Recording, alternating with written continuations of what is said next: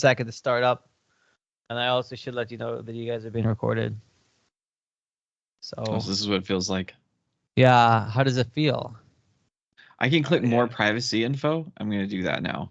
What kind of privacy info is it? It's just like Skype giving you the finger. Like, what do you think of this? Oh, it's Microsoft. So, yeah, of course they are. You click on more privacy info, and then it takes you to a picture of your house from Google Maps, and you're like, what? Like, you don't have any privacy info anymore. It doesn't exist. This is the internet. You're not allowed to be private. All right. How are you using my personal data, Microsoft? They're not allowed to tell you. That's private. John, real quick update. What's your movie? How many movies have you watched so far this year? 235. Woo! Wow, not bad. Yep. How many WrestleManias have you seen this year? Yeah. Just the one, but it was 2 nights. It's 2 nights, so and it was really long, so it's basically like 10 films. Yeah, exactly. Fair enough. Dylan, are you leading this episode? Should I? Do you want me to start? I don't know. I mean, you're the subject of this episode for the most part. Yeah, I like it when we do shows about me. Yeah. Yeah. Hi, everyone. I'm leading this, not Dylan. Oh, you juked me. I did. I zigged and zagged.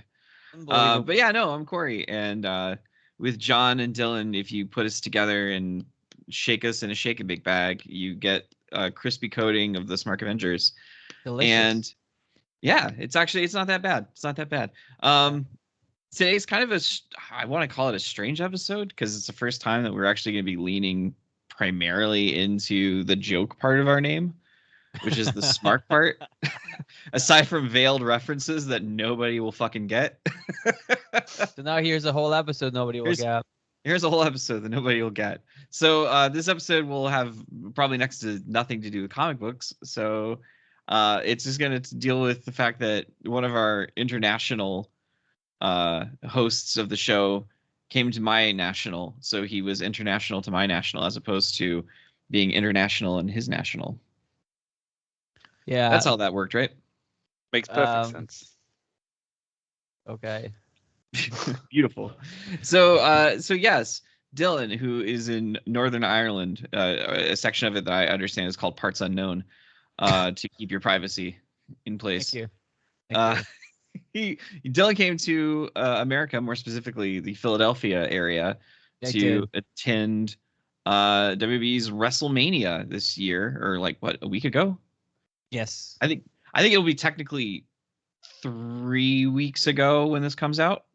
Yeah, but I would have went there. Yeah, on the time of recording, I would have. This time last week, I would have already been in Philadelphia. You know what's funny about that? That episode that was last week is the one where we're like, maybe this episode's going to come out while you're in America. And it did. It worked out well. Awesome. Well, we're just too good at this. Yeah, we're pretty decent, I think. I think we're pretty good. We deserve lots of awards. Money? Yeah, monetary awards specifically. I'm sure there's a way that I could add advertisers to this podcast, but I feel like we'd have to pay them eventually. Well, yeah, because of how bad it is. Well, today we didn't sell anything. Today's episode is sponsored by Snickers and Prime Energy, and whether they want to sponsor us or not, we have now, so they got to pay us the money. I mean, these are the things that sponsor WrestleMania, so technically they're also sponsoring this show. So Dylan, you came over, you crossed the Atlantic Ocean, you braved the waters in a boat made out of raincoats, I'm sure, to attend WrestleMania. So I do have to ask, I know the answer to this, but for the sake of conducting the interview, was this your first time in my fair country? No, it was not. I have been to California before, which was the other side of America. I went to California 2016 and 2017 because my cousins lived in America and they got married and they wouldn't come to me, so I had to go to them, which was very rude. I thought. Yeah. Get married in my city, damn it. Yeah, I'll tell them that if they want to get divorced and do it again, I'll tell them that. We went to Santa Cruz, and then we were in San Francisco for a little bit, And then we decided to take a trip to Portland for some reason, which was really nice. So that was the first time. And well, the first and the second time was in California. So I have This been is your to third America time. before. This is my third time in America, yes. And a couple of years ago, I saw SummerSlam in Toronto. So it's the second time I've seen a major pro wrestling event in North America. So I have to ask because the world of California and the world of Philadelphia are very, very different. Yes. What were the starkest differences that you noticed between the two locales in the same country? There were way less Rocky statues in California. In California? Yeah. That's fair. I think that's probably it. Just I'm the guessing number of Rocky California statues. was a bit sunnier than Philadelphia was. You know, they promised me it was always sunny. I would I say know. mostly sunny. To be Okay. fair, it was pretty. The first day we got there was a little overcast. The rest of the days were pretty sunny. To be fair, the first night, the Saturday, the first night of WrestleMania, by the time we got to the stadium, it was really cold. Really, really cold. They even mentioned it on commentary about how cold it was. They didn't Yeah. stop mentioning it. Because it was very cold. It was an outdoor show. At some point, Pat Wait, was McAfee, WrestleMania outdoors? yes. Oh, okay, that's Well, fair enough. an open stadium. Yeah. At the beginning of the show, before the show began, because it was very cloudy on the Saturday, but we were all getting into the stadium. The clouds parted for a moment, and the sun came out, and the whole stadium started to cheer. And then the clouds went back in front of the sun, and then the whole audience started to boo, just because the sun came out and then disappeared again. And I'm like, guys, you think that's bad? You know, you should come back with me. I'll show you some weather. You know, You just invite all 67,000 people in attendance to your place in it was Ireland. 72,000, I think. Indeed, yes. I hope Will Ospreay didn't get that number tattooed on him then. That joke fucking killed some people, and the majority have no idea what I just said or why. You gotta get the turnstock card. Yep. We just email the government office in Brent. Yeah, steal a bunch of security footage while you're at it. Yeah, exactly. Illegally broadcast it on television. Yeah. Open yourself up to a lawsuit. Even though they advertised it like days ahead of time, like surely somebody legally should have been like, guys, you can't do that. Didn't his lawyer tweeted that he said I warned him. That's unbelievable. His fucking lawyer that's from where I'm from in West Virginia. That's so strange. Incredibly. Anyway, so Dylan, real quick, this again, I'm just gonna present this from like as somebody who would not know anything about wrestling whatsoever. okay. What was it about this show that made you want to cross the Atlantic Ocean for it? Like, why? There were yeah, I know. Why would anybody want to go to WrestleMania? Why would anybody want to go to Philadelphia? That is what a lot of people ask me when in work. In work, I was like, I need time off to go to Philadelphia, and they were like, "Why? What the fuck is in Philadelphia?" And I'm like, "Well, I really like Rocky. Yeah, Yeah, really like Rocky. I do really like Rocky, and that was kind of a draw because me and my brother were talking about it. Like, obviously, WrestleMania was great fun to go to, but because Rocky was in Philadelphia and there was all that stuff to do, like we knew we would have stuff we wanted to go and do and see. And you know, I don't know that much about any of the other American cities. Is there other stuff that is important to see or do? I don't know, but we climbed the Rocky Steps and we felt really cool after that. So we knew that we would have stuff to do when we went there. So that was one thing. We just kind of wanted to go to WrestleMania, and we thought WrestleMania 40 was probably, we were like, there's something big's going to happen, right? It seems like something big is going to happen. So we were kind of just mulling it over last year whenever CM Punk came back at Survivor Series 2023. I'm a very, very big CM Punk fan. I was very psyched to see him. And I thought, hey, how many WrestleManias has he got left? Probably not that many. He's going to be at this one. If he's coming back, he's going to be at WrestleMania. So that was pretty much why I bought the tickets. Because because I wanted to see CM Punk wrestle. Oops. And then they started. Again, why was that just now funny, Dylan? Well, I'll get to this, okay? Okay. So, when CM Punk came back, he started up an angle with Seth Rollins, who was their World Heavyweight Champion. My brother and I were like, "This is a really good angle. I'm excited for this," but it would be typical of us if one of these guys got injured. And then, a little bit before the Royal Rumble, I think one of them did get injured, and that one was Seth Rollins. So we were like, "Hey, it's not the one we thought was going to get injured. What a surprise that is!" And then about 2 weeks later, the Royal Rumble happened. CM Punk was in the Royal Rumble. CM Punk got eliminated from the Royal Rumble. CM Punk got injured during the Royal Rumble. So we were like, great. Both of the guys in that match are now injured. This hasn't quite gone the way we expected. And Punk's injury was reported to be for quite a while. So we thought, okay, well, that's a shame. He'll probably still be at WrestleMania, although he won't be fighting. But, I was just happy to see him there at all. I thought that was fun. I got to hear the music. It's a good song called The Personality. So I disagree. well, that is a shame because now we're going to have to fight and the show is over. So yes, part of it was CM Punk was a big draw. And then we also figured WrestleMania 40, they're probably going to do something big.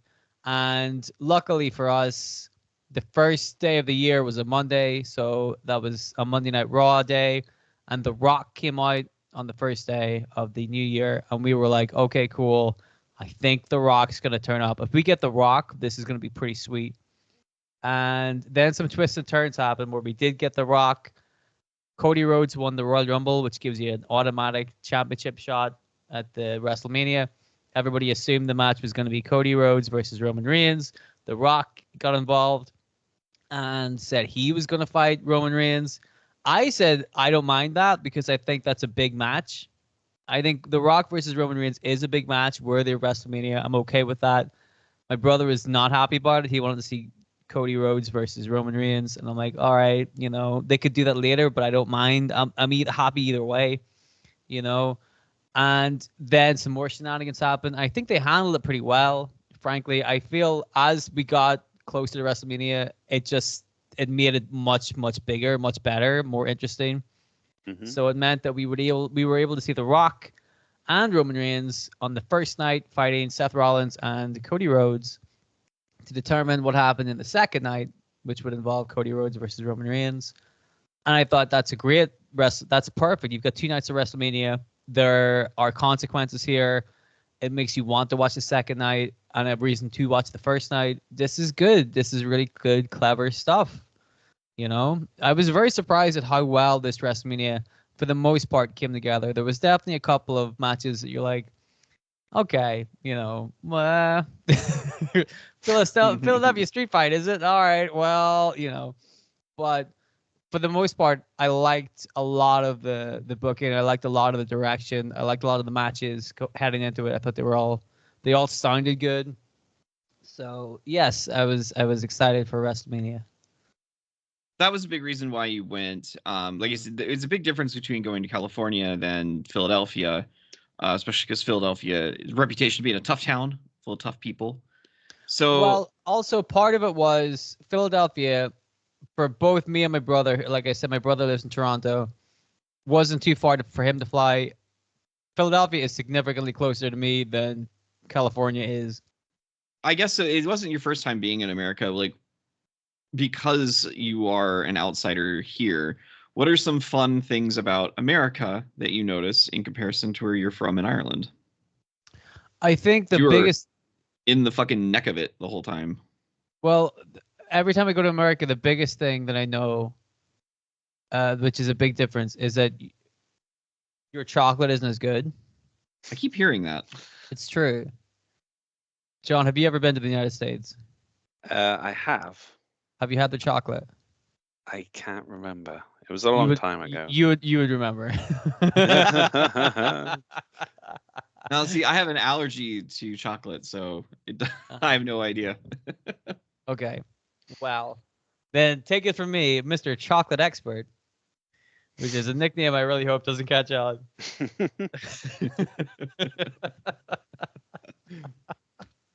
I didn't think the chocolate was good. Everything seems a lot more expensive because you guys don't put tax on stuff. Like you advertise stuff, and then when you go to pay for it, you add the tax on. Yeah, that's how they get you. Yeah, It's a whereas weird over here, system. the price of the thing is what the price is, you Yeah. know. And then also, whenever you go over there, for a lot of places, you have to like just give a courtesy tip as well, you know. Whereas over here in bankrupt England and United Kingdom, we don't tip anybody ever. Nobody gets tips. I mean, so if you're like a waiter or waitress or anything, like, Yeah. what's the pay like? Because the reason why they allow tips is that waiters and waitresses are criminally underpaid in comparison to like anyone else with an hourly job. I mean, usually it depends where you go, but usually above minimum wage, right? I've never gone on really long international trips, so this is all interesting to me. It's a lot of fun. You watch films. Yeah. Yeah. And they That's how I bring you watched. That's how I food watched as well. some of. That's how I watched some of Into the Spider-Verse, and then never went back Why didn't you watch it all? because it was a short flight, Okay. and I wasn't the one watching it. It was the people in front of me. For as a way to spin, because usually our episodes are comics based and then sometimes briefly seek into wrestling references. I'm going to do the opposite here. This is a wrestling episode that's briefly going to seek into a comics reference. On the flight over there, I watched the Marvels. Oh, that's Mhm. right, you did. I did So what did you because think? well, for research purposes, I watched it. You know, I'm like, we do a show about comics. Here is a film about comics I haven't seen. I have plenty of time to kill. Why don't I watch this film? So I thought, wait, John, have you seen it? Yeah, yeah. Yeah, I Okay. think John was the only one of us who had seen it. Okay. I thought it was okay. I thought it was fine. I didn't hate it. I didn't love it. I thought the characters were all very well acted. The plot points made sense. They were hitting the same kind of beats that you would expect a big Marvel film to hit. Something just felt a little off about it. Do you know what I mean? Yeah. It something didn't click. Like I said, all they were hitting the points correctly, but it just didn't seem to come off as sleekly as one would have liked. Can I You know? posit a theory as to why that might have been? Yes, you may. Because I think people don't care about Captain Marvel as a character. I mean, that's certainly possible. The decision that they made, and I remember when it happened in the probably mid 2010s ish, to change Miss Marvel to Captain Marvel and start to push her very like prevalently as like the female character of the Marvel universe. It just didn't feel organic. Yeah. And it felt very much like we don't have a Wonder Woman style character, so here we go.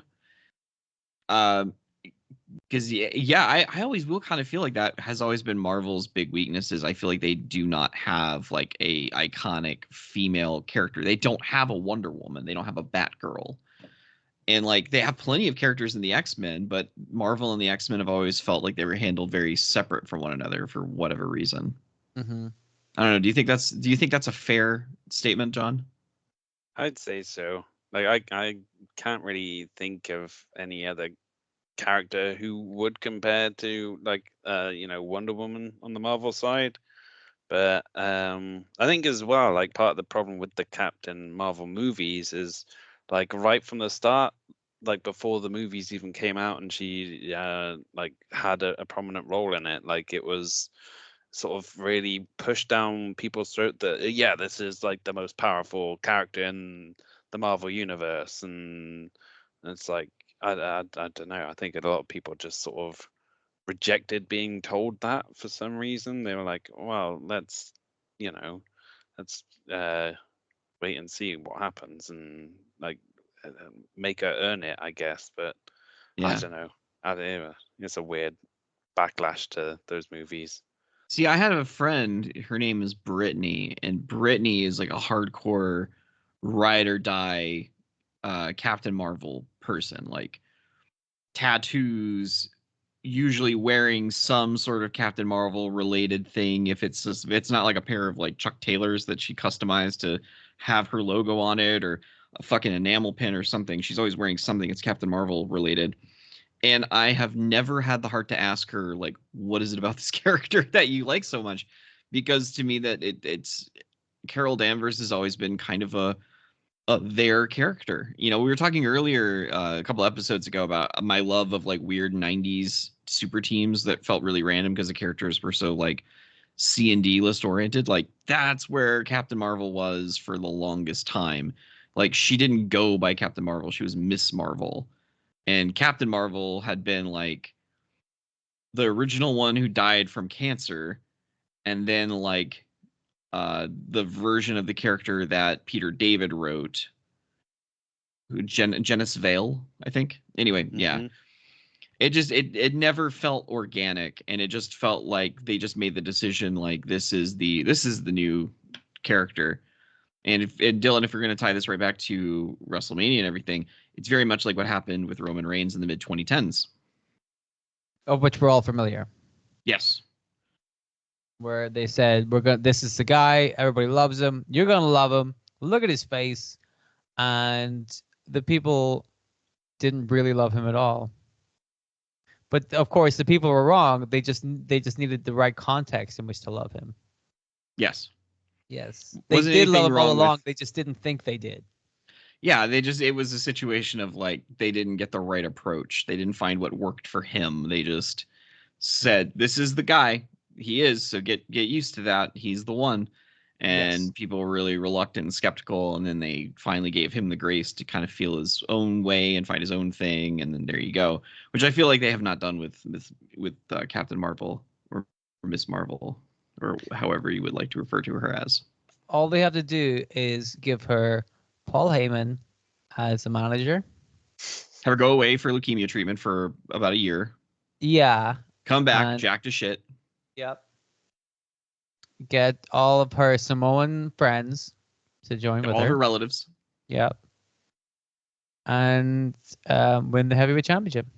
Wear a necklace that looks like dried chili peppers. Yep. And that's about it, right? Yeah, I mean that's all you got to do. Yeah. Hit a spear. Yep, hit a spear, get a Superman punch. Can't Yeah. use Superman though; that's a DC property. Yeah, I was trying to avoid saying Superman punch. I Hyperion realized punch. it would work. Yeah, just big girl punch. That's another reference that fucking killed in some circles. Not in this one. Not this one.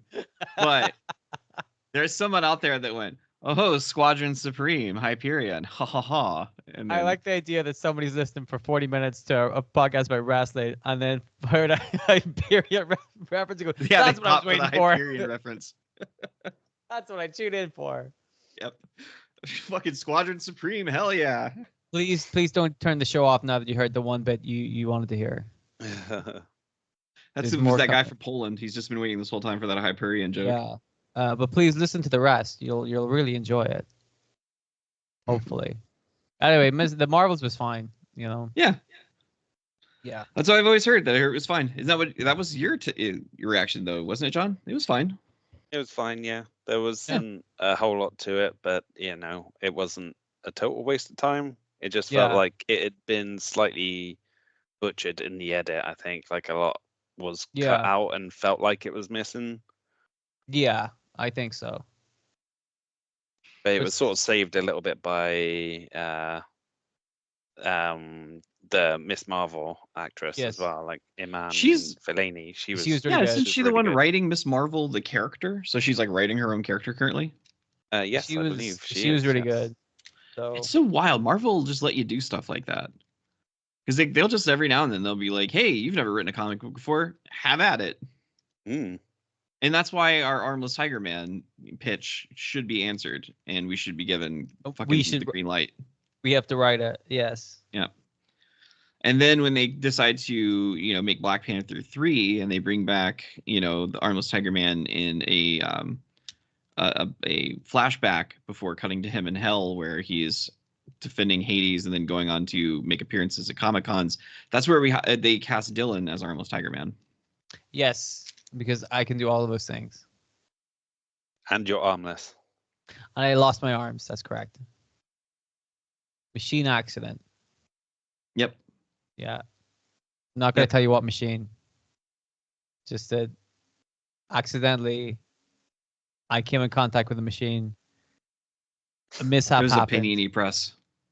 And now I have no arms.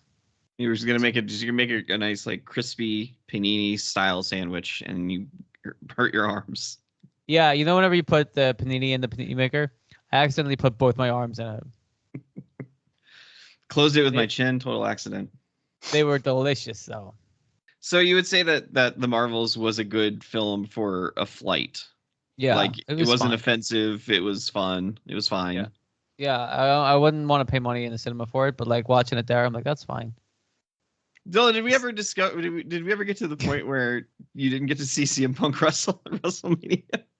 I didn't get to see him wrestle, but I did get to see him do some stuff. So okay, I couldn't remember if we got to that part in the story where he revealed that yes, he did not actually get to wrestle. Well, we did. We talked about how he was injured for a long time. Yes, and so he was able to be at WrestleMania, but wouldn't wrestle at WrestleMania.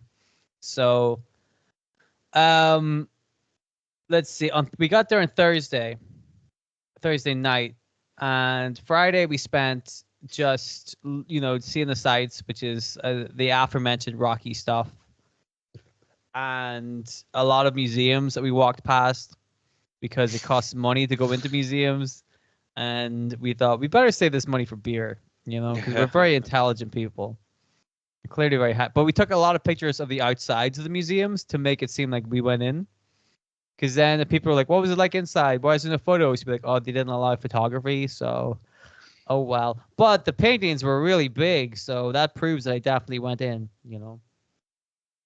That was Friday. Saturday, we went down to Wrestlemania, which was in Lincoln Financial Field. And it was very cold, like I mentioned. We got Philly cheesesteaks that day. Nice. There you go. Because Philadelphia, we have to try the local delicacies. Apparently, the local delicacy is a cheesesteak, which is a big bread roll full of steak and cheese and onions, if you so choose. And there's like a lot of different cheesesteak places in Philly, but there is one that was in the film Rocky, which I think was called Pat's Cheesesteaks. It's very famous. The oldest cheesesteak place in Philly. Opposite Pat's Cheesesteaks is Gino's Cheesesteaks. And these two have a bit of a competition, a rival going on. So we thought, all right, there's two of us. There's two cheesesteak places. We'll go one each, buy one each, go and sit down, taste them both, see which one's the best.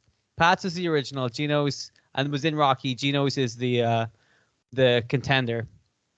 So we went down, got both cheesesteaks, and compared the two. And let me tell you which one was best. It was Gino's. Gino's does the best Philly cheesesteaks. You can put that on record. Pat's was okay. Gino's had better, but Pat's had better steak. But Gino's had better cheese, better onions, better bread. Like the overall experience was better.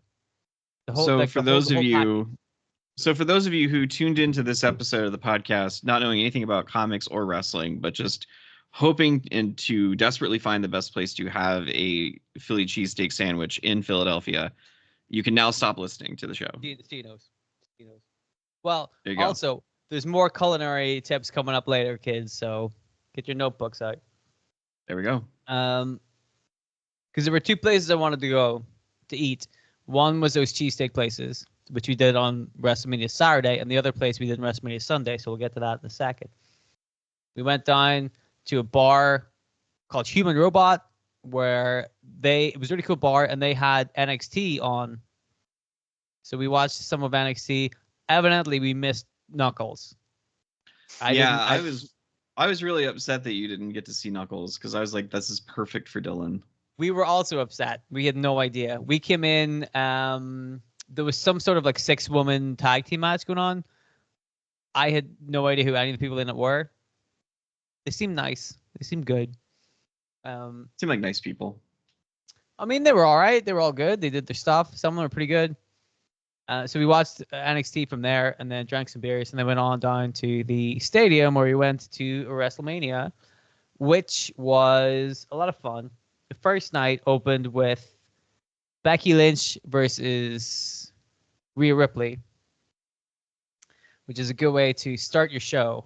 Oh, I should say this as well. Before the show, the announcers come out. So Michael Cole comes out, and everybody cheers. And Pat McAfee comes out. Everybody fucking loves Pat McAfee. And Corey Graves comes out. And on the first night, half the people started to boo him. I don't know why they were booing Corey Graves, but half the people were booing Corey Graves. On the second night... So I could tell you why, probably. His face? Well, he's from Pittsburgh. There you go. Well, there you go. On the second night, Michael Cole get cheered. Pat McAfee got cheered. The second night, Corey Graves got no reaction. Because again, Pittsburgh. They couldn't even be bothered to boo him. So that was really funny. Yes, WrestleMania was a lot of fun. The beers in the venue were incredibly expensive. I would stay away from that if I were you, or just go and find the place that has the really nice beers and get those ones. So we did. Had to scout around a little bit, but it's worth it, you know. So Corey, did you get the Dave Meltzer star ratings? Yes. So Dylan and John, explain to the people who Dave Meltzer is and why we care what his star ratings are. Dave Meltzer is a cranky old man who is not a wrestler and has no real involvement in the wrestling business, and takes it upon himself to just watch wrestling matches and make up a star rating between 1 star, which is bad, to 5 stars, which is good. Also, sometimes 6 and 7 stars, which I guess is better than good. And he rates these matches, and a lot of stupid people hang on his every word. Is that an accurate description of Dave Meltzer? That pretty much sums it up, yeah. Yeah, I guess if you to be a little kinder to Uncle Dave, he's a historian. He has been an active. I don't want to call him a journalist. That's too kind a word for what he is. But yeah, he's basically an internet reporter, and because he's well known and considered influential in some circles, people will sometimes tell him rumors and he'll just report them as the news without fact checking, and it upsets a lot of people to the point that maybe you have a confrontation backstage with somebody and then 8 months later the owner of that promotion decides to air it on TV in an attempt to make you look bad, but it just makes him look worse. He was just annoyed that CM Punk didn't wrestle as well. So yep, that's why I let him go. You know, I didn't do that, but yeah. So were you wanting just to know what the star ratings were? Well, let's do the match by match and tell you what I thought of them, and then you tell me what the star ratings were. Okay. So we'll work our way down. And now, mind you, John has watched WrestleMania, and Dylan was at WrestleMania. So, I was not. So I did not watch either. So Corey, you have to take both our words for this, basically. I mean, I take your words for most everything anyway. Yeah. Okay. I mean, I know I go to you for just like sound financial advice. You've been helping me plan my retirement for years now. Yes. Invest in crypto. Yes. Crypto, the super dog. I've been pumping so much money into that fictional dog. Dylan Bitcoin. Armless Tiger Coin. Armless Tiger Coin. All right. So the very first it doesn't matter if I read the result because that's how they're organized. Just do the match, yeah. Yeah, it's Rhea Ripley versus Becky Lynch for the Women's World Championship. That was the opener. We thought this was a great match to open the show with. Mm-hmm. I was rooting for Becky Lynch, hometown girl. She's from Ireland. She's from Dublin. So she was fun. My brother was going for Rhea Ripley. I mean, the crowd were super into Ripley. Not that they weren't super into Becky, but people love Rhea Ripley. A band came out and played her to the ring. How was the band? They're all right. Perfectly fine. I liked this match. I thought it was a really good way to open the show. It was a lot of fun. Those two women knew how to fight. They knew what they were doing. I had a good time, but I like that one. Okay. John, what do you think? Yeah, I concur. They had a good story going in and everything, and I think that definitely helped them out. And they're arguably the two biggest stars in the women's division as well. So, yeah, it felt like a proper dream match to kick things off. Yes. Rhea Ripley won for reference. And my favorite uncle and yours, Dave Meltzer, gave it 4 out of 4 1/4 stars out of 5. I think that's fair. Yeah. I don't disagree. Okay. Now, the next match is for the tag team titles for both the Raw brand and the SmackDown brand, where a member from a team would have to climb a ladder and grab a belt, and whatever belt you grabbed was for that particular show's belt. It seemed really confusing from what I read, because I didn't think that's how they were going to do it. Like, I thought you would just get both. So, yes. I mean, that's a way to get out of having one team having both belts, I guess. But anyway. The way it seemed to us going into it was that it was going to be both sets of belts on like one thing, but they do like they do a tussle for some of the belts, and one team would get one belt and another team would get the two belts. And then when we got there, they were both sets of belts are very clearly laid out separately. And they announced, we didn't hear this either, but they did announce that it was for the separate belts. So we didn't know that until we saw it happen. So the teams were the current champions at the time, the Judgment Day, the Awesome Truth, A-Town Down Under, DIY, the New Day, and the New Catch Republic, which who the fuck are the New Catch Republic? Pete Dunne and Tyler Bibb. Yeah. Really now? That's an interesting name. Now, before we go any further, can the three of us totally agree that that's a terrible name for your tag team? 100%. The New Catch Republic? It's awful. What does it even mean? Yeah, what the fuck? It's just gibberish. What happened to British Strong Style? Or Big Strong Boys? If they had called them just Big Strong Boys, I would have been all over it. I'm just still laughing at the New Catch Republic. That sounds like, what is it? It's gibberish. It sounds like they should have diplomatic immunity. Yeah. They have to have their own embassy, you know? That's fair. So what did you guys think of this? This match, for the most part, was a lot of fun. There was a part where, and I think John will agree with this too, where just out of nowhere, literally out of nowhere, Grayson Waller climbs up one of the ladders to just take the belts off. To like no heat, no drama, no false spots or anything. He just climbs up, takes the SmackDown belts off, and everybody was like, "What?" You probably didn't hear it. Like nobody pops or does anything. They're just like, "Huh?" It just kind of happened, and we were like, "What? Really?" And there was still like 20 minutes of a match to go. Yeah. Like it happened so quickly. We were like, "What?" Okay. And then here's a bit I did love, by the way. They throw Grayson Waller off the ladder, like through a different ladder outside of the ring that's like put horizontally across the ring and the announcer table. But so he's taken out for the rest of the match, and as he falls, he's still like got his belt over his shoulder.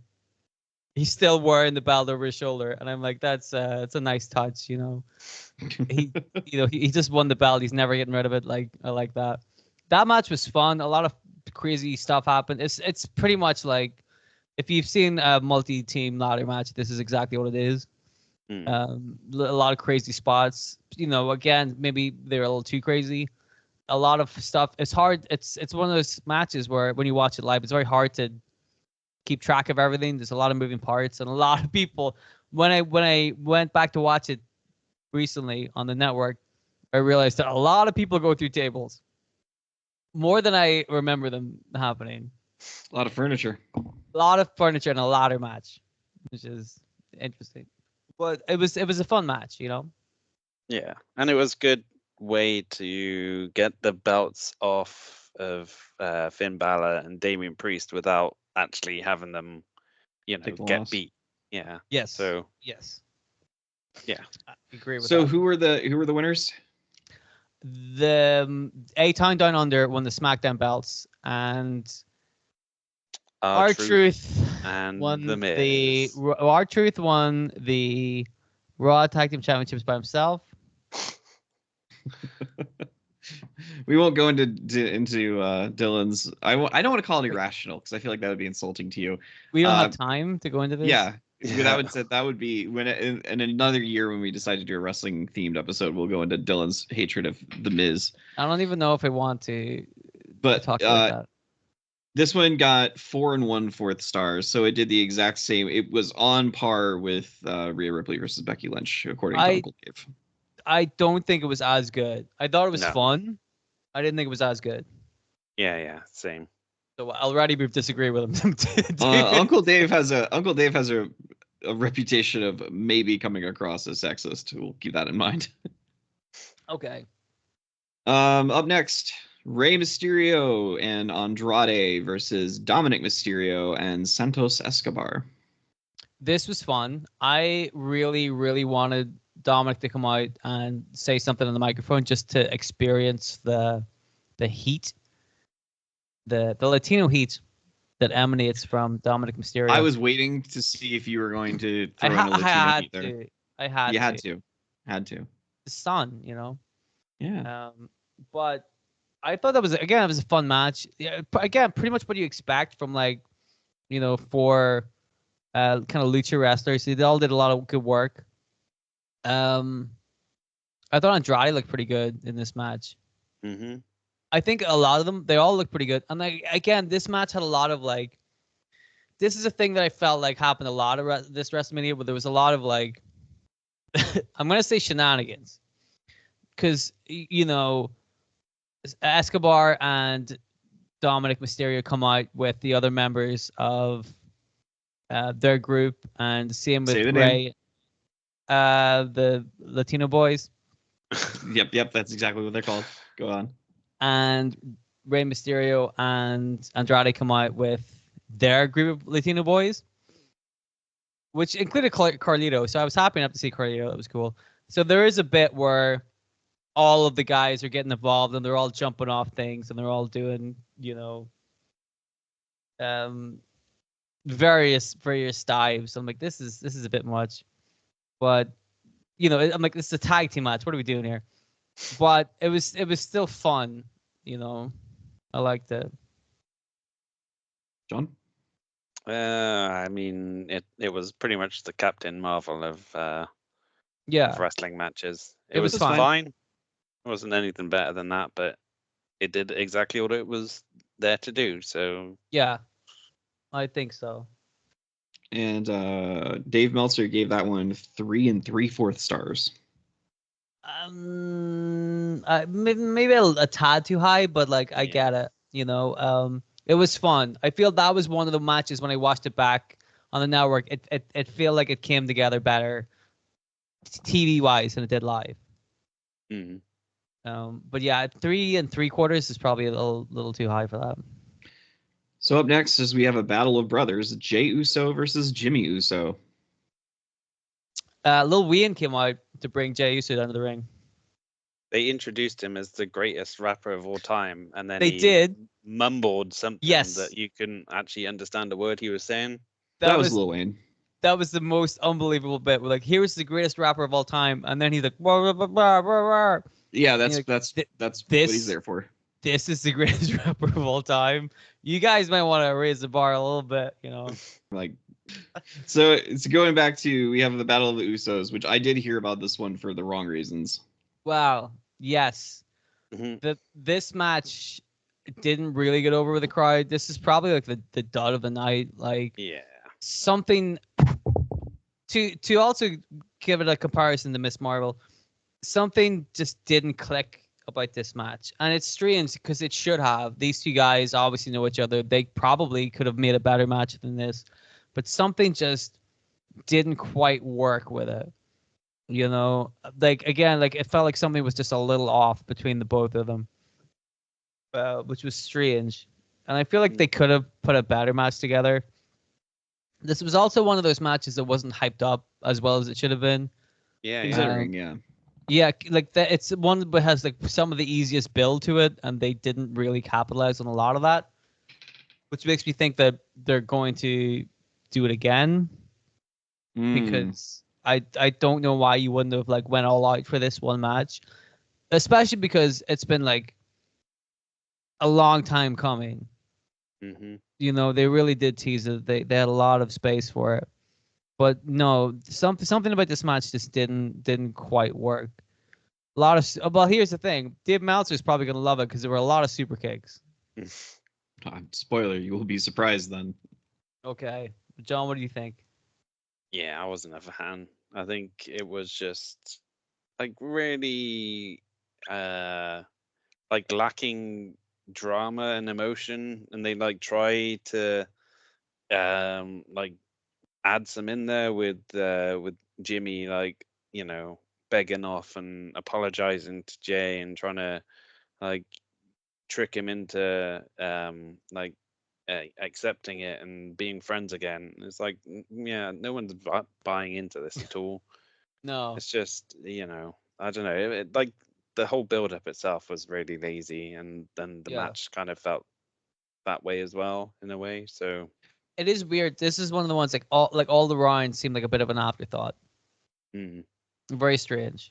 I didn't hate The it, but it did kind of it kind of dragged, and there was a lot of like super kicks. And you need better. You need to come up with better ways to get heat and the false finishes and stuff.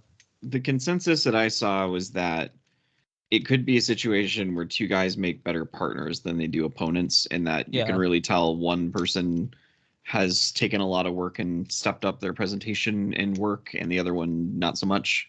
And that's why it was one couldn't keep up with the other anymore, is what I gathered. Well, that was also part of it. Was that coming into that match, one of them clearly had a lot of oomph and build and momentum behind him, and the other one was just where joke he's character, in the basically. same place he was a year ago.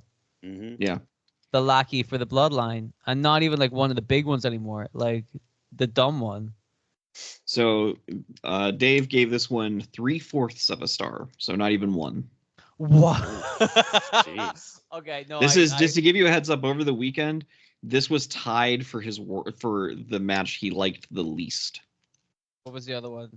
I'm not going to tell you. We'll get to that one eventually. Oh, you meant. Oh, I thought you meant like of all time. Oh no, no, he's given worse. 3/4 of a star. I disagree with that as well. I think that like it was a good match. It wasn't spectacular. Like if you're going out of 5 stars, you're probably like 1.5, like 1 and 2, 3/4, 3/4. I don't know. I'm not good with numbers. Up next, we have a 6 women's tag match: Jade Cargill, Bianca Belair, and Naomi versus Asuka, Kairi Sane, and Dakota Kai. Yes. This was obviously 5 stars. Okay. I mean, I don't know why I would need to explain Do you- myself any further. If you don't want to explain it and you want to save the time for your reaction to his rating of this, I will grant you that ability if you prefer. Oh, Uncle no, Dave didn't like it. Uncle Dave Yeah. can suck my dick. All right. Yeah. What does he So, know? All right. do I you thought want me to tell you what it is before you start? no. Okay. I want to tell you about how great this match was. Okay. I go mean, ahead. again, this is one of those matches where like we all kind of knew what was going to happen. You know, we all knew what the if you're a wrestling fan, if you're a comics fan and you're listening to this, you have no idea what's going to happen. Nope. But my favorite wrestler is Asuka, and she teams up with a girl called Kairi Sane and Dakota Kai, who were the 3 people in this match. It's Damage Control. against Bianca Belair, Naomi, and Jade Cargill, who is a new signing for the WWE, and we all pretty hold much on. knew. Superhero tie-in. Jade Cargill very clearly basing a lot of her look off of Storm, including her nickname. So there you go. There's your comic book tie-in, nerds. She did have the silver hair and good costume and stuff. I think that a lot of people were pretty much expecting this to just be a showcase for Jade to show off her strength. To their credit, they give it a longer match than I thought they would. I think the heels still had a chance to shine, which is what you kind of need. You need the heels to have a chance to shine in order for somebody like Jade Cargill to come in and then dominate and win decisively. And I think in that aspect, they did a pretty good job at succeeding with that. You know, obviously it pains me to see my girls not win, but to see them at WrestleMania was pretty cool. They had a fun entrance with the Geisha girls. I thought that match as well came off better on TV than it did live. You get to see you get to feel the good heel work, and how the teams interact with each other, and I thought that was a fun match. Again, it's obviously not the greatest match of all time, but I thought it was a fun match. Yeah, I think they did a good job of protecting Jade Cargill a bit as well. Yes. Like they didn't overexpose her or anything. And even though she didn't look like, I wouldn't say she looked 100% smooth in there. Like there was a few moments where it's like, oh, okay. Yeah. Like she still, looked dominant when she came in, and that was sort of the important thing, that she just like came in, kicked ass, got the win basically. So Also remember that she's wrestling in front of a full house. yes, which must have been First time. a weird experience for her. Yeah. She had to deal with that. I'm gonna I'm anticipating a bad star rating from stupid Uncle Dave, but I think John will agree that this match was way better than the Uso match. Yeah, definitely. They got clicked way better. They told the story they were supposed to tell, which again is important in terms of wrestling. They accomplished exactly what they were supposed to do. It wasn't mind blowing in that they didn't do anything out of the ordinary crazy, but as a wrestling match, it did everything it was supposed to do, and it worked. And all the people in it, for the most part, knew what they were doing. They're pros. They fucking did their job, which is what you're supposed to do in a pro wrestling match. So, all right, do you want to know? I guess. I mean, before it's better than the Uso match. He gave this one just 2 stars. So okay, better than the Usos, not as good as the Mysterio Escobar match. I would put it higher than 2 stars. I don't know if I would. I maybe like equal to the Andrade match. You know what I mean? Not so you would have bumped it up to 3 3/4. Well, mine was 3.5. So, I think that's fair. John, what do you think, John? I mean, I would give this somewhere between 2.5 and 3. I think. Okay. Like I think that's fair. It wasn't amazing, but there was nothing wrong or bad about it either. It was solid. Next up is Sami Zayn versus Gunther for the Intercontinental Champion. Gunther, who is not Armless Tiger Man. Gunther in WWE, who clearly has both arms. Yes, and he uses them both very effectively. Yes. Although our Gunther would absolutely be great as Intercontinental Champion. Well, our Gunther's name is Gustav. Well, that's. But I didn't want to throw in both Germans with Well, Gunther is technically Austrian. This is falling apart. Also, Gunther used to be Walter, so we could change his name. That's not out of the realms of possibility. So, go on and tell us about Sami Zayn versus Gunther, Walter, Gustav, Armless Tiger, Imperium Man. I feel like John's gonna have a pretty similar feeling to me, but this match was fucking good. This match was really good. Like, to see Gunther just doing his business was fun. And again, when I say this, like, don't think this is like a criticism, but like, it was a Gunther match, right? If you're familiar with Gunther, this was a really good Gunther match. He goes out there, beats the shit out of the other guy. The other guy, like, realizes that they're up against Gunther. Like, how do you beat this guy? And there's like the underdog story there. That's always been his angle, where he's the big bully, beating up people. He even went outside the ring to get in Sami Zayn's wife's face. Did he throw a T-shirt at his child? He did. Did he? No, I don't think so. Sammy's No. kid was at ringside. No, Sammy's Okay. kid was at the back. Yeah, Yeah. because So it that's was part actually- of the thing they did before the match started. Was Sammy kind of like said to his wife, "Yeah, let's keep the kid in the back," and then he bumped into Chad Gable, who gave him a pep talk, and then he bumped into Kevin Owens, who he's had all this history with, and he gave him a little pep talk as well. Yes. When you first said pep talk and Chad Gable, I thought you were gonna say that Chad Gable gave him a peck on the cheek, a little kiss for good luck. A little smooch. He might Why have. not? This is Yeah, the why not? thing. I want to talk about this real quick while we have the opportunity. This was a thing that the WWE have been doing recently, production-wise, where the shot from Sami Zayn backstage talking to his wife to Sami Zayn coming out to the ring, all that stuff John just described, one camera shot. Hmm. It was beautiful. Him talking to his wife, he moves down, he sees Gable, he moves down, moves through the little arena, goes to gorilla position, sees Kevin Owens, he gives him a big hug, tells him to go out there and kill it. He goes through the curtain, out onto the stage, sees the whole arena, one camera take. Beautiful. And I've noticed they have started doing stuff like that now that Kevin Dunn left. Because people were like, Kevin Dunn's left, how are they going to do it? Surprise, surprise. It's better than whenever he was there. Hmm. They're doing a really good job with this shit, production wise, like all around the board. They're doing a really good job, and I wanted to point that one out because that stuff's hard to see at WrestleMania, but I noticed it when I watched it the second time around. That match was fun. It was really, really physical. We were really surprised with how it ended. Yeah. And again, I think that one also comes off better when you see it on the tape because you get to see all the nuances. You get to see Gunther getting in people's faces and stuff. And that really helped, build up the drama. That was a really fucking good match. Really, really good.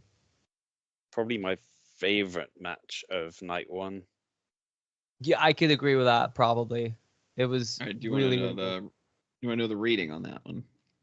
I mean, I'm interested to know how many 5-star matches he's given Gunther. Because it would boggle my mind that he would think a guy like Gunther is less of a pro wrestler than somebody like the Young Bucks.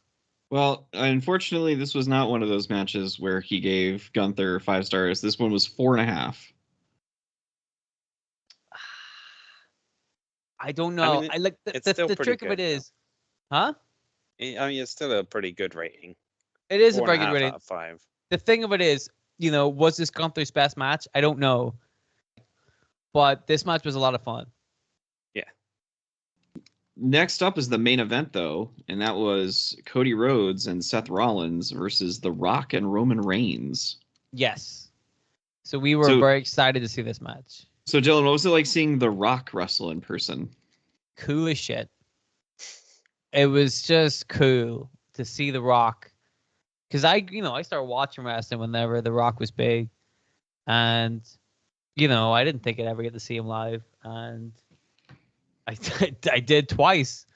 There you go. It was really cool. He came down to the ring with a belt.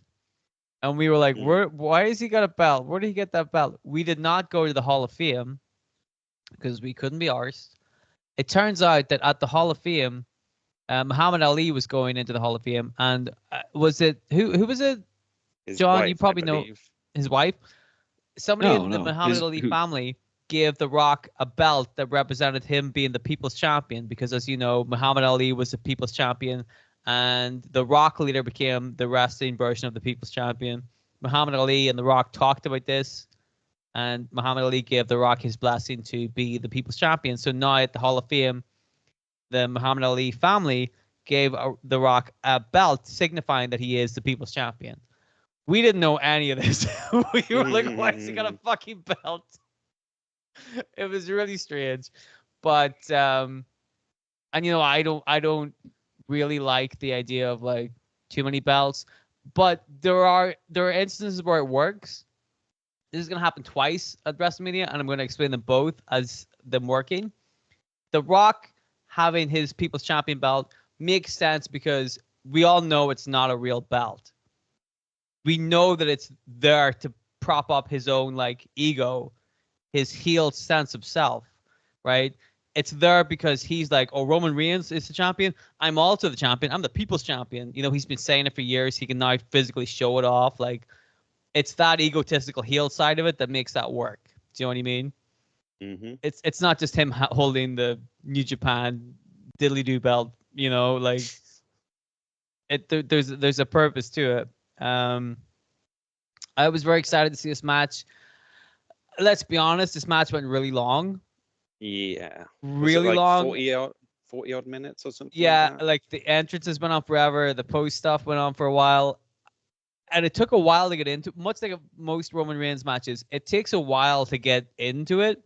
But once they hit that good gear, like, they're off to the races. And to his credit, I didn't think he was going to be able to do it. The Rock held his own. Like, even in a tag match, you would think he would like look noticeably blown up or whatever. Dude, that fucking guy, he did a really good job of that match. A really good job. And there was a lot of surprises, a lot of twists and turns, a lot of stuff happened. To the point where I didn't even see some of it. Like, again, watching it back live or on the network, whenever we were watching it, we could see Seth Rollins and The Rock fighting into the crowd from where we were. So we just watched that. We didn't watch the big screen for that. We could see them actually fighting in the crowd. We missed Roman Reigns and Cody Rhodes. Like, they walked up into the entrance ramp and started fighting up there. I didn't see any of that. But when I watched it back on the network today, I saw all that. So yeah, this was pretty long, and let's be honest, they probably could have trimmed it a bit. It's the main event of WrestleMania 40. It's not that big of a deal. I thought this was also a lot of fun and delivered on the hype that they were building up to. Yeah, and it was a good sort of throwback to the Attitude Era as well, with like the sort of crazy main events that were pretty much the norm back then, where they were off brawling in the crowd and like the rules basically weren't being particularly enforced or anything. Well, one really important bit that, again, we missed in the live audience but came across on the TV was at some point The Rock and and Seth Rollins are brawling on the outside, and The Rock points at the referee and says, "If you start to count, I'm going to fire you because I'm the CEO and I'm your boss." I'm sure he threw a few F-bombs in there as well. Oh, a lot. And a lot of the times in that match, like, the referee would go to do something, and then The Rock would kind of like bow up to him or make a face, and the referee would just be like, "I can't. What do I do?" That didn't come across to the live crowd, but on TV, that's a fucking great. That explains it. Mm-hmm. That's why they can get away with it, because The Rock's gonna fire the referee if he doesn't do what he says. That makes total sense, right? Yeah.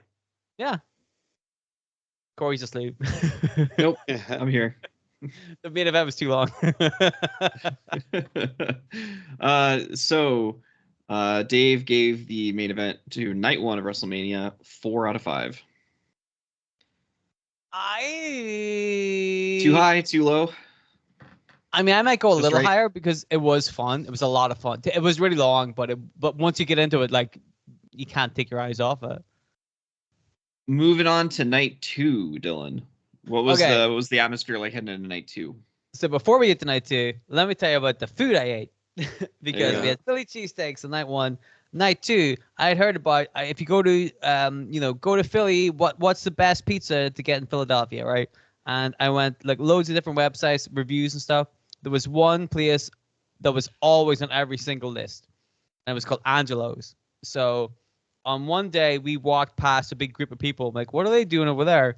It turns out they were in line for Angelo's. So we were like, okay, this must be pretty fucking good pizza. So we went there. We stood in line for ages, ordered our pizza. They told us it would be an hour before we would get our pizza. So we had to go to a bar. We had to. There was no other choice. And came back to get our pizza. And let me tell you, to be fair, it was pretty fucking good. So, I mean, I would say it was probably worth the wait. It was really, really good. So if you go to Philadelphia, get cheesesteaks from Geno's, get pizza from Angelo's. There you go. It's my top tips. Heading into WrestleMania, the weather was sunnier, warmer. That was good. Everybody's feeling good. We got down there. We got in the seats. Again, the commentators came out. Michael Cole, Pat McAfee, Corey Graves. And then there was a big pause. And we're like, this is fun. And then CM Punk came out. Cult of Personality. This wasn't on TV. Cult of Personality appeared. And we were like, yo, I fucking freaked out. I'm like, yes, my boy. So then they started WrestleMania. At the beginning of night one, Triple H came out and said, this is WrestleMania. And they went home again. So night two started, and we thought, here comes Triple H. And then Stephanie McMahon came out, and everybody freaked out again. They were like, what the fuck, Stephanie? And she was really good, and everybody loved Steph. Then she went back. She welcomed everybody to WrestleMania night two. And then, because we knew CM Punk had come out, we already knew what the first match on the show was going to be, which was Drew McIntyre against Seth Rollins for the World Heavyweight Championship. This match is one of the ones I was very, very much looking forward to because I loved the build up to it. I fell in love with that segment a few weeks ago with CM Punk, Drew McIntyre, and Seth Rollins, where they're just talking shit to each other. I think about that segment a lot. I still think about that segment a lot. I think that's just three pros going at it like motherfuckers. Mm-hmm. And I was so excited for this match. So I'm like, they're starting off night two with a match I'm really excited about. Here we fucking go. And then once the match started, the bell rang. Drew hit his Claymore kick immediately. And we were like, is that it? Is that the fucking match? And then but even then we were like psyched. We were like, that's fucking great. That would be a fucking great way to do it, right? That'd be so funny. And they didn't do that. What they did do, and again, I think John might agree with this, Triple H has a very insistent habit of his matches at WrestleMania often like kick into high gear very quickly. So they're like 20-minute matches, but they go straight away. And then it's 20 minutes of like a lot of stuff happening. Big, bang, bang, bang. And I felt like this was very similar to that. Very similar, like very Triple H kind of like, bam, here we go. We're not even going to wait. Bam, we're going for it. A lot of stuff happened. Lots of fun. I really liked that match. And Drew McIntyre ended up winning and becoming the new heavyweight champion. So that was the end of the match. We'll get into any post-match shenanigans in a second. But John, what did you think about that match? Yeah, it was sort of like a video game, like just spamming finishing moves and kicking out of them all the time.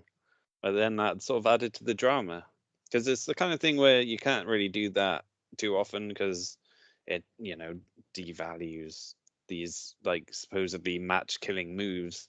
But at WrestleMania, on the grandest stage of them all, then why not? Like, right, go at for the big one. At WrestleMania for the heavyweight championship. With two guys that clearly have heat with each other. Fucking go hard. Like, that makes sense, We were all super psyched about this. Corey, do you want to tell us the star rating before we tell you what happened at the end? Yes. So Uncle Dave coming in night two hot with 3.5 stars. 3.5? No, I disagree with that. Yep, gave it 3.5, which is funny considering if it had a bunch of people hitting their finishes and no selling, that you would have thought you'd have given that damn thing 8. Yeah. No, I would have put that a 4. Sorry. It was a lot of fun. And then Drew McIntyre celebrates his win, and then he goes over to CM Punk in commentary because we were waiting. We're like, CM Punk's gonna do something, right? And Drew goes over to CM Punk, gets in his face for a long time, and then at some point, Punk snaps and just like, swipes the legs over, beats up Drew McIntyre, and then pulls his cast off. He has a cast on his arm because he got injured. Pulls the cast off, clonks McIntyre in the head with the cast. Everybody's big pop, and we were like, well, that's worth coming to WrestleMania for it. Punk got his revenge. It's great. And then the Judgment Day music hits, and everybody is like, holy fuck. Like, it was amazing. Everybody was like, oh my God, are we going to see something good? Damian Priest runs down, clocks McIntyre with the briefcase, hands the briefcase to the referee, like, we're doing this shit now. One of the benefits of watching it again on the network, seeing CM Punk's face. Mwah, beautiful. Damian Priest, for anybody who doesn't know, the Money in the Bank briefcase. Yeah, I was going to say, it might be worth explaining, like, what's the significance of hitting someone with a briefcase? It's a guaranteed title shot anytime, anywhere, contained within a briefcase. So the man, Damian Priest, had the anytime, anywhere championship shot. He took his spot right now, cashed in his championship, rolls Drew McIntyre back into the ring, hits a chokeslam, pins him, new champion. Drew McIntyre was the champion for about 5.5 minutes. It was awesome. It was hoisted by his own petard. Yes, it was perfect. All of it was just beautiful stuff. We were so like, that's a great way to start the show. So if you include all of that, not just the match, but the whole gaga, the entrances to the end of it, that's a great match. All of it. And I would argue possibly better than the first night. Based on like all of the entertainment value of it. Do you know what I mean? Mm-hmm. Yeah. Lot of fun. Good bit of business. Uncle Dave did not give Damian Priest versus Drew McIntyre a star rating. Well, even though technically it was considered a match, he did not give that one. All right, up next, Bobby Lashley and the Street Profits, a team whose name I just learned is now the Pride, is what you call that group.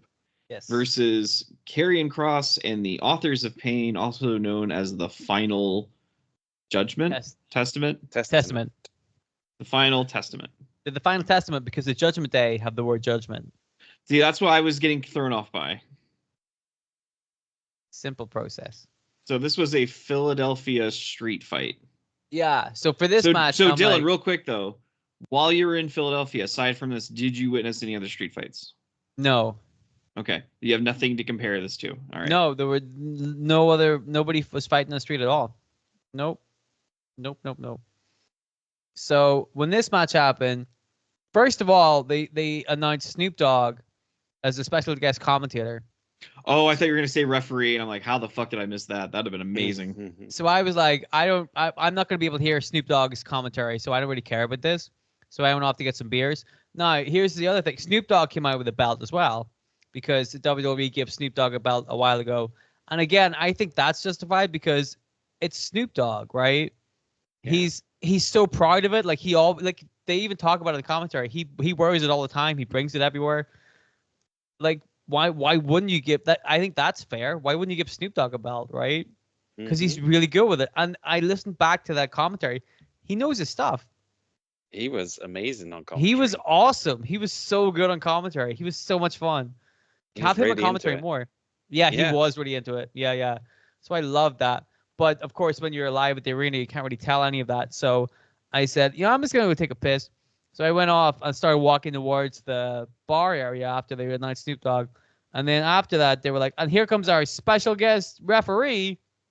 And I'm like, well, I don't know who this is going to be. And they said, a Hall of Famer. So I kind of stopped and put my ear towards the arena. Like, okay, Hall of Famer? Like, who could this be? And they said, Bubba Ray Dudley. And I turned to my heels and ran straight back to watch Bubba Ray Dudley come out. My brother has a video of me just watching Bubba Ray Dudley come out with glee on my face because I love the Dudley Boys. They're one of my favorite tag teams, and I mean, we kind of expected some kind of ECW stuff to happen, but everything being so like kind of straightforward so far, I didn't expect it to be this match. So Bubba Ray Dudley came out, and I was very happy.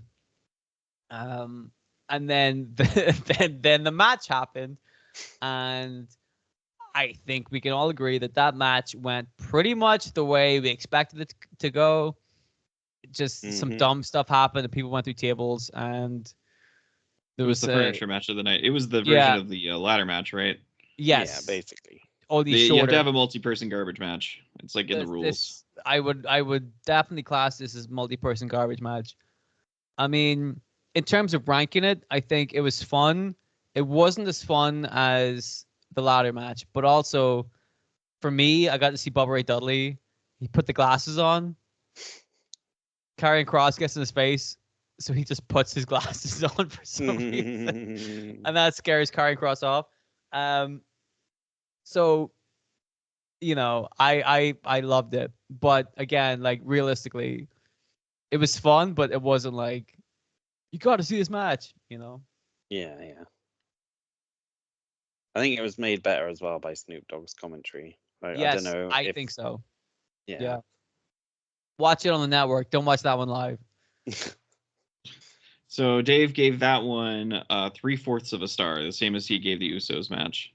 I disagree. I feel like this was more entertaining than the Usos match. Yeah. It was fun. It was silly fun. If you're gonna say that the ladder match is 4.25 stars or whatever, you have to say that this match is comparable. Exactly. Yeah. So our next match is a battle of initials and last name: LA Knight versus AJ Styles. We were very excited about this because our hotel was right beside the convention center where they had a lot of like the WWE World and a lot of the merchandise and stuff, like literally across the street from it. But on the other side of the street was the Marriott Hotel, where I guess a lot of the WWE guys were staying, because as we walked past the Marriott Hotel one day, a side door opened. We turned around. Who walks through the door? L.A. Knight.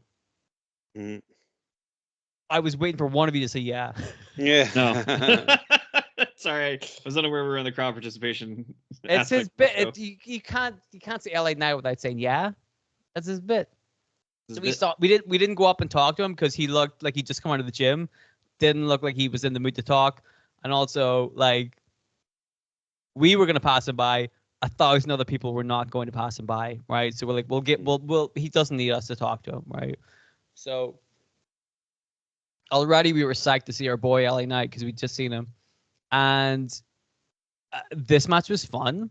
It wasn't like crazy good, but like it did what it was supposed to. It was a good solid singles match against two guys. LA Knight. By the way, in the arena, every time LA Knight did anything, we were saying yeah. I mean, literally every fucking thing. It was so much fun. And that's what was fun about it. Like, a thing that I don't think people get with modern wrestling is that LA Knight has so many catchphrases, and the reason a lot of people get over it is because they have a way that the audience can interact with him. For example, like the Jey Uso gets over with people by saying yeet, right? Mm-hmm. A lot of people were yeeting like all night, and it's a silly, fun way to get people involved. But because so many people get involved with it, it gets over. LA Knight has so many catchphrases that it's so easy for that guy to get over because he just gets people to repeat his stuff. It's simple. It's so simple that it's amazing other people haven't figured it out. But he was so over because people just loved saying LA Knight stuff all the time. We were yelling for everything. It was awesome. So crowd interaction wise, it was great fucking fun. Match wise, it was good. Like, again, I didn't think it was a dud. I would say definitely better than the Uso match. Good fun, I think. I really enjoyed it. I thought the intensity was really high. Like, it looked as if they hated each other's guts and then they wanted to kill each other, basically. Which is sort of like the I don't know if you saw it. There was like a brawl they had in like a convention room the day before WrestleMania. Yeah, we missed AJ that. I Styles, saw that on the thing. That Yeah, convention AJ center was really must have caught close him to as he where was we were. getting out of the gym. yeah, And no, it could have been you if you stopped to talk to him. You could have been the one getting beaten up in the That's what it Marriott. was. yeah. What it But was. yeah, I mean, I thought they clicked really well, and yeah, obviously LA Knight got the win, which was kind of a big sort of win that he kind of needs. So yeah, good bit of business again. Yes. So that match did, according to Dave Meltzer, 3.5. Mm, I would maybe a probably little give it, higher. yeah, 4. Yeah. Yeah. Yeah. You got to do it. You have to do it. So Or this do it. one will be good for the algorithm. Logan Paul versus Kevin Owens and Randy Orton in a triple threat. This match was awesome. Yeah. I thought this match was fucking great. Again, you got 3 pros going out and doing it. It's amazing how quickly Logan Paul has figured this stuff out, but he has figured it out. And you can tell he's still working, especially whenever you get him against guys like Kevin Owens and Randy Orton. They're going to keep him on his toes. And they fucking did. Like, they had a great time. A fun thing about this match was, for the first half of the match, it was Randy Orton and Kevin Owens working together. And you're like, okay, we can all see where this is going, you know.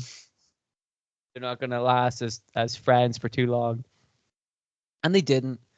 Um you got to showcase a lot of good Logan Paul stuff. Logan Paul kind of like sneaks a win out of there against 2 bona fide like main eventers. One's out of there with his championship. I thought this was a really good match. Really, really good. Yeah, a lot of fun. Like the story you just mentioned with Owens and Orton teaming up to beat up Logan Paul for the first half worked really well. And then just like some of the stuff they pulled out as well, like Logan Paul was super athletic. Then you had stuff like Randy Orton countering a pop-up power bomb into an RKO, Yeah. which was really cool. And like uh he hit an RKO on Kevin Owens before that, and Kevin Owens kicked out, which is like such a rare thing to see. Like, Yeah. I don't think I've ever seen. Wow, it's been a long time since I've seen anyone Yes. kick out of an RKO. Yeah. I agree. But it was a lot of fun, man. That match was really, really good. Oh yeah. Yeah. That one did 4 1/4, so better than Styles and Knight, better than Drew versus Seth, and better than the Philly Street Fight. Probably. I mean, as a match, yes. I think as like I said, overall, the opening match was a better like pro wrestling experience, but Mm. that triple threat probably was a better match. Just about. All right, next up for the WB Women's title, different from the World Women's title, is Bailey versus Io Sky. This match was one of those ones where I felt like it came off better on TV than it did live. It was still fun live, but watching on TV, you get the story more. It really made a lot more sense. This was a very traditional, old school kind of pro wrestling match where the heel is working on the face's, body part and kind of working that kind of story, which it works because Bailey obviously wants her revenge, but she still has to be the underdog. Like, there has to be something to go into that match. And I like this match a lot. A lot. I think that of the 2 women's matches, the Becky Rhea one's probably a little better, but these were both 2 very, very good matches. Yeah, I I thought. love this one. I thought Yeah. they were like working together so well and Mm-hmm. pulling out some moves and stuff that you wouldn't normally see on SmackDown or whatever. They properly went for it, and like everything they tried pretty much came off really crisp and smooth as well. Yes. And like you say, they did tell like a classic story with Io, trying to take Bailey out by taking out her leg and going that old school route. But in the end, Bailey just wouldn't say no and wouldn't say quit and came back and got the big win. Yeah. I think that's one of those things where, like, people might have forgotten that kind of storytelling because they think it's enough story that these two guys are mad at each other. But you're like, well, if that was the story, wouldn't it make sense for the heel to like cripple the face at the beginning to make their life easier? Like, that story worked, Mm. you know? Diabel's like, no stars. Yeah. No, Dave loves people who used to wrestle in Stardom, so that one got 4.5. Okay. Did he rate that higher than. That's the highest rated match of the night. Really?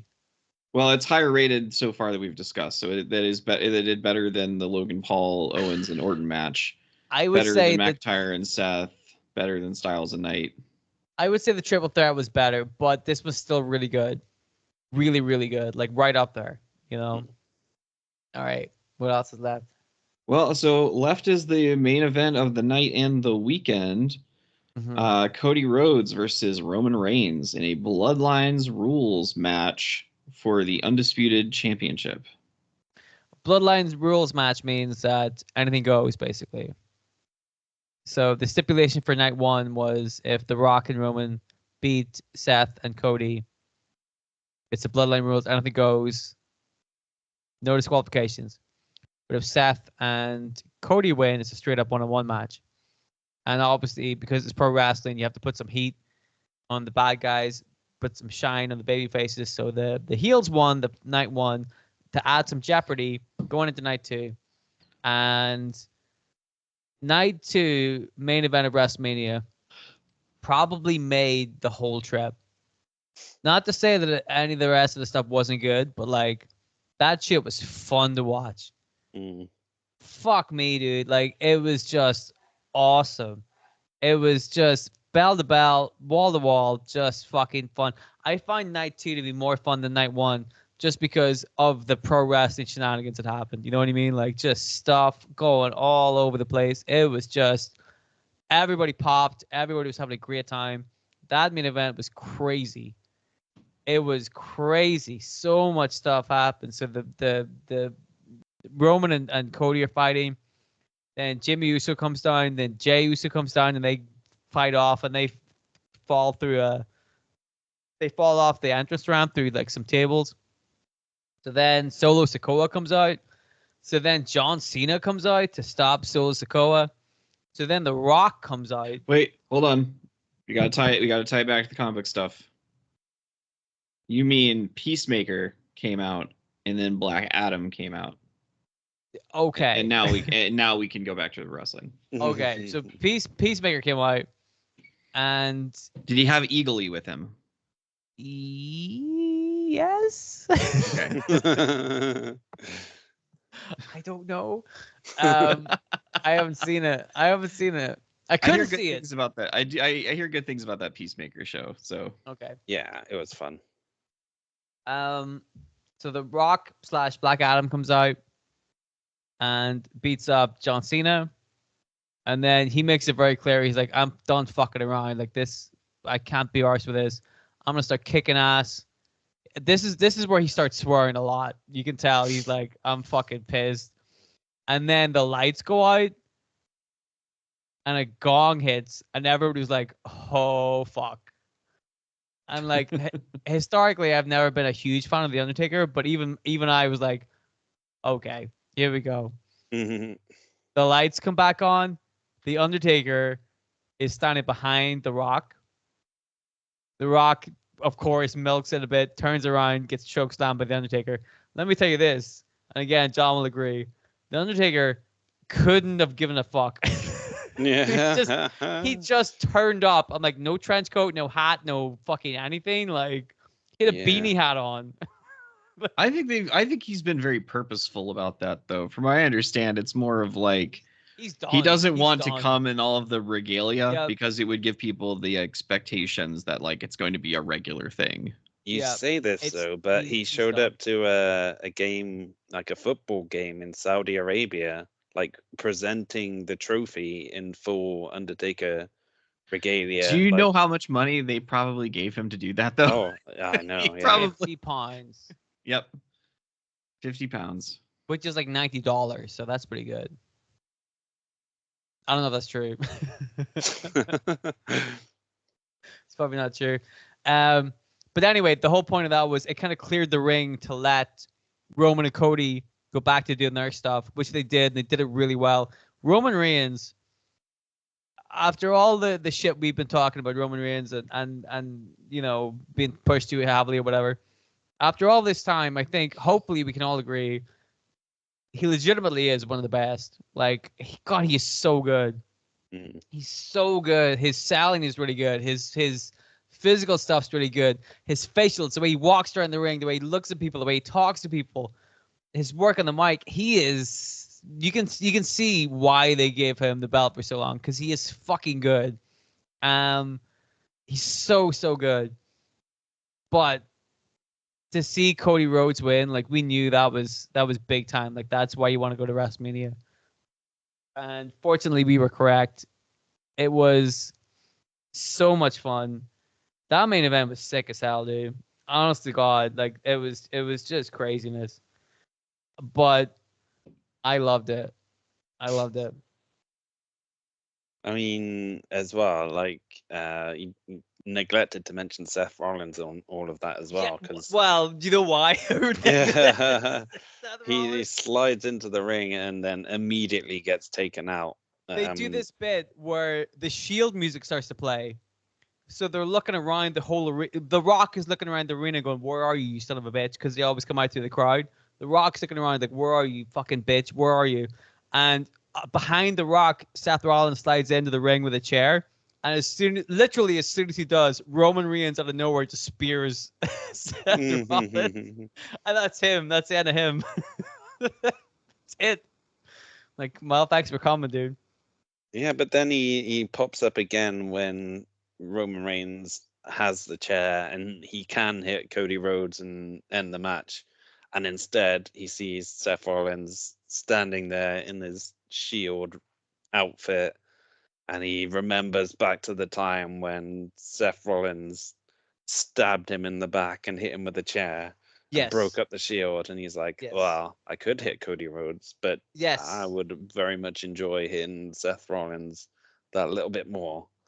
And Can it all I, ends can I up tell costing you him. that I just like the idea of Roman having that internal monologue to himself. I could hit Cody Rhodes. However, I would very much more like to hit Seth Rollins. That exact same phrasing. I would have loved But that. you could see it as well, though. Like, that's the best thing about Roman Reigns. You could see him going like that. Could do this. Anyway, yeah. really good match. Yes. And I think like Roman's reign basically had to end in a match like this where you had lots of shenanigans, and because like the whole time he's been champion, basically he's tended to win a lot of matches with like outside interference from the bloodline to give him that extra little push. And here, to tie it back to the comic book world, Cody basically had all the Avengers assemble to like help him defeat the bloodline and finally give them a taste of their own medicine. So yeah, worked pretty well. So I agree. Would I you like also to want to know- say something else because a lot of people are like, "Why did all this shit happen? Like, why would John Cena and Undertaker come down?" And I'm like, "Well, I think that's part of the urgency to it. For example, before the WrestleMania match, Seth Rollins made it very clear. He said, "This is our last shot to take down the bloodline." Right? Like he said that kind of stuff. What he meant, the way he hyped it up was like, "This is like the WWE's chance to take the belt off Roman Reigns." And if you look at John Cena as a person, he's had tie-ins with the bloodline before. So it makes sense that he would want to interfere. Undertaker has had run-ins with The Rock before, that makes sense. But it also makes sense for like some of the bastions of the WWE to also be like, we're in the WWE, we need to see change as well. That makes sense for them to defend the honor of the WWE. That all makes sense, doesn't it? Yeah. You know, I thought like, you know, I thought it all came together pretty well. It wasn't like out of the realms of possibility. It was overbooked, but it also was fun, and you can make excuses for it. You can make it tie together. You know, I still think it would have been better if it was Stone Cold coming out at the very Listen, end rather than the listen. Undertaker. But Everybody in that arena was begging for Stone Cold. Apparently, he was like sick or something. oh, fair enough. From what I heard, he was like he had to go in for like surgery or something. Like he was sick because we were all really banking on Austin gonna be there. The fact that he wasn't, I think, literally was just because he had like some other like something else to do, which was a shame because everybody was waiting for it. But at the same time, like Undertaker, John Cena, you know, that's still pretty good. Yeah, and You Cena know? sort of made sense as well because like his last match was against Solo Solo. Sikoa, which he Yes. lost. So you know that was him sort of Exactly. coming out and getting a bit of payback. Getting his revenge, and I'm sure Undertaker and Roman Reigns have fought each other before, so fair enough. Like again, you could see why Undertaker would get involved because he's like, why would The Rock be involved? You know, if you're gonna get involved, I'm gonna like equalize that. You know, Mm-hmm.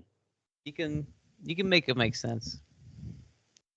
Anyway, really fun main event.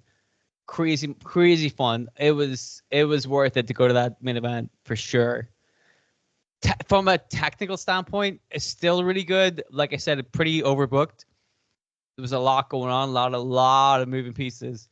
But from an entertainment standpoint, I don't know how you could have found a better match than that night, right?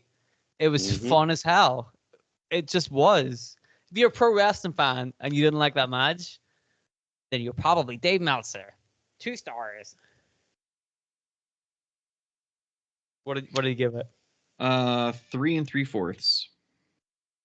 I disagree 100%. So, if I'm not mistaken, that is the highest ranked match of the whole weekend, including night one. No, sorry, 4 3/4, not 3 3/4. Okay.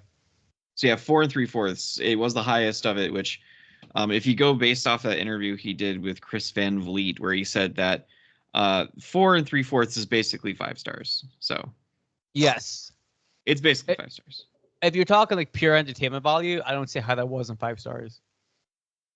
You know what I mean? If you're just talking like good old pro wrestling, like being entertained by like fun stuff, that wasn't like it wasn't too far out of the realms of possibility. Mm-hmm. Like I said, it was definitely overbooked, but like, you know, Roman Reigns wasn't doing a 450 splash into like 60 panes of glass and then getting straight up again, and then you know what I mean? Like it didn't make wrestling look stupid. It made it look fun. I know, Corey, you don't really like the word fun in regards to wrestling, but I think that match was fun. It was a lot of fun. I just don't like fun. Yeah. I'm just against the concept of it entirely.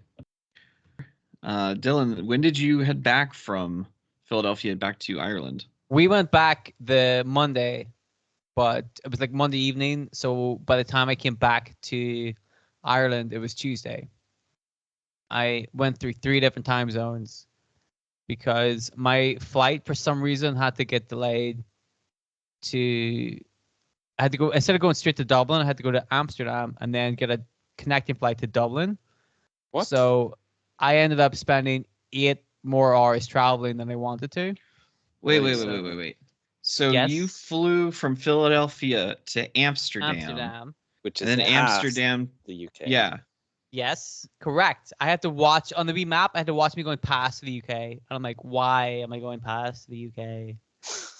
Were you just trying to negotiate with the stewardess to like, hey, can you just open up the door and I'll just jump? Yes, I was. I was like, I can just get out here. This is fine. Yeah. I don't know why or how that happened. I suspect it was because of American Airlines, because when I got to Amsterdam and went to my gate to get a new ticket, the people in front of me were also complaining about American Airlines. And when I went to get the connecting flight ticket, Oh, why's it got to be American Airlines, Dylan? because that's where I was flying on. And when I did that, I said I was on American Airlines. The people beside me were like, "Oh, you too?" I'm like, "Mm-hmm."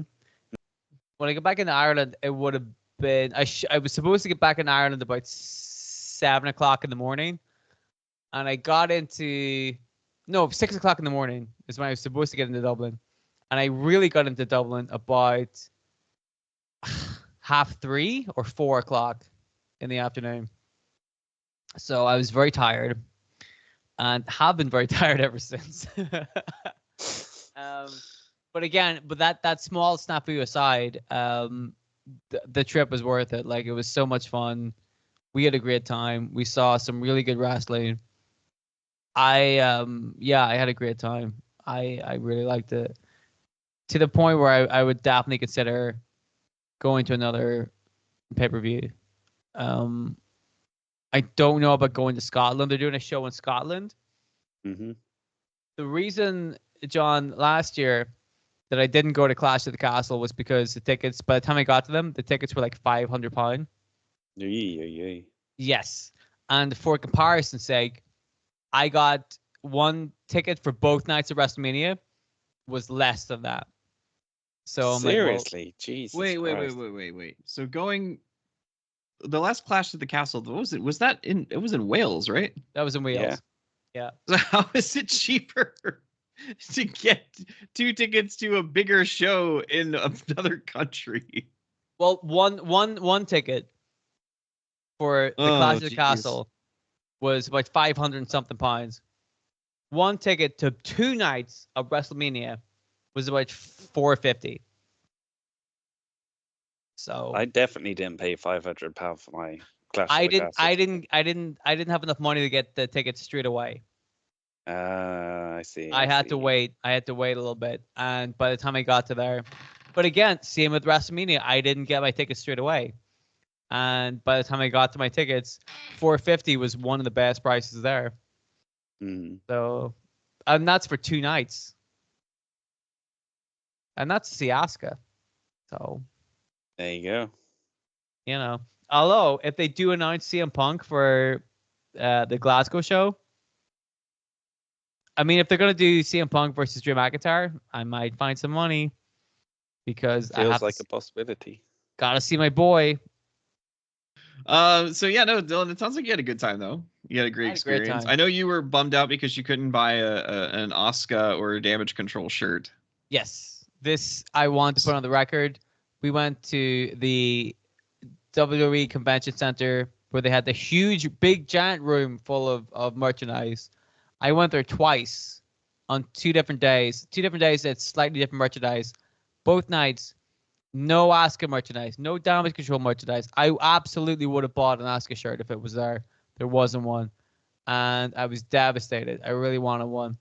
That was a bit of a bummer, and it blew me away that there was so much merchandise for everybody else. X-Pac had a shirt, but the woman who wrestled on one night and appeared on the second night didn't get a shirt. Like, I'm like, this sucks. Like, that's not fair. So I'm going to be forming a formal complaint to the WWE about this, because I think that is racist and despicable. Because I really wanted that shirt. But other than that, though, it was a really fun time. Also, the second time we went to the convention center, my brother is convinced that he saw Mark Henry walk past us. Convinced. I didn't Sexual see him. chocolate himself.